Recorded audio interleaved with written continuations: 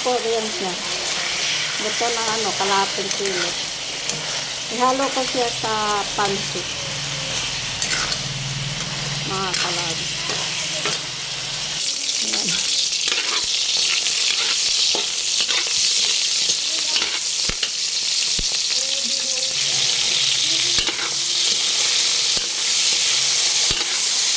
Inano ko mga kalabs yung bagyo din.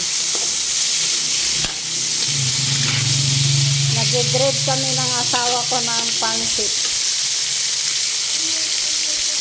Tingnan mo mga kalabs. Ang laki mga buto kasi ito mga kalabs eh. Wala man akong sa yung sa pork.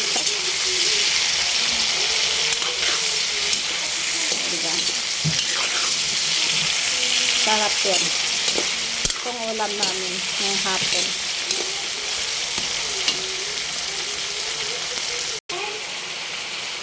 Yan mga kalabs. Gulonod kong pichay. Sarap.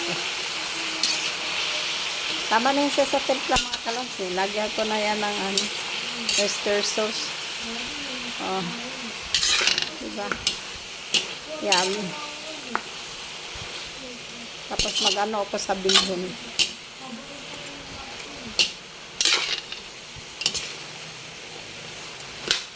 Sarap. Ewan ko ba, nag-grade kami dalawa yung hobby ko ng pansit. Eh, gusto ko pang halo, yung may mabuto sa pork chop. O, diba? Ito na mga kalabs. Ang daming gulay mga kalabs. Sarap. Bibigyan ko yung anak ko. Yummy. Ha? Di pa siya luto. Mga kalabs, ha? Laman yung ko mga kalabs. Wala yung wala siyang hindi pa luto yung tawag ng pansit. Kakalunod ko lang. So, salamat. Kain tayo mga kalabs. Gusto ko kasi yung bihon. Yung dating bihon na noong panahon pa. Hindi yung pula ba yun yung katawan? O yung, basta ito parang karaan to na nalimutan kong pangalan, tinapon ko. Kasi sa basura. Ay ba mga kalabs? So, yummy yummy. Sarap. Tikman ko muna mga kalabs. Tingnan mo mga kalabs.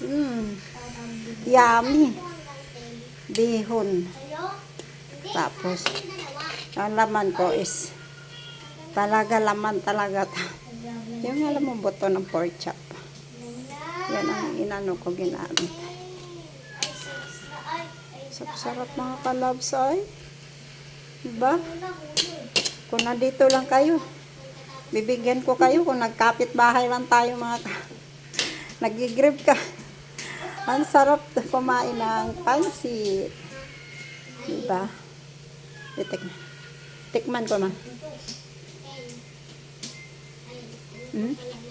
Sarap mga kalabs. Sarap-sarap talaga. Oh, aking hubby. Luto na yung request natin. Dalawa. Kain po tayo mga kalabs. Thank you po. Never say goodbye. Tomorrow is another day. Bera.